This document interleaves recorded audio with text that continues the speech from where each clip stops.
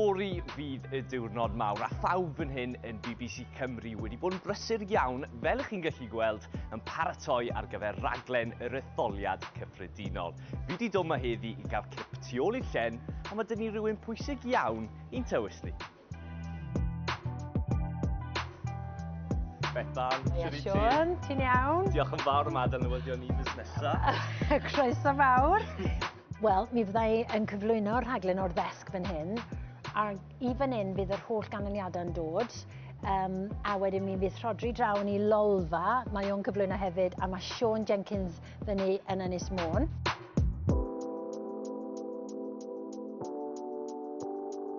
Mae hwn yn allweddol i fi, peth bach iawn yn ynglys di, a'r holl leisiau yn deud beth sy'n nesaf. Os di hwn yn torri, mae'n ta-ta, ond mae hwn yn wych a mae'n gweithio'n dda iawn. Dwi yn edrych mlaen, mae o'n special, mae o'n fraint cael bod yn ei chanol i, a dwi wrth y modd efo etholiadau, a mae noson ganlyniadau yn byd gwell.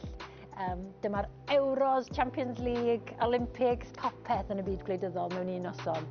A ti'n mynd yn nerfus cyn neud raglen mor fawr a hyn? O, dw, nerfus iawn, yn enwedig efo'r peiriant yma, achos os di hwn ddim yn gweithio, mae'n anodd wedyn, ond mae eisiau gwneud popeth mor llefn a phosib, a pwy a wyr beth sy'n gallu digwydd, mae yna broblemau technegol yn anochel, yn does, di popeth ddim yn gweithio'n wych, a'n swyddi fydd trio cadw bob dim yn mor llefn a esmwyth a phosib, ond mae noson ddifrifol tu hwnt, ond eto mae eisiau bach o hwyl.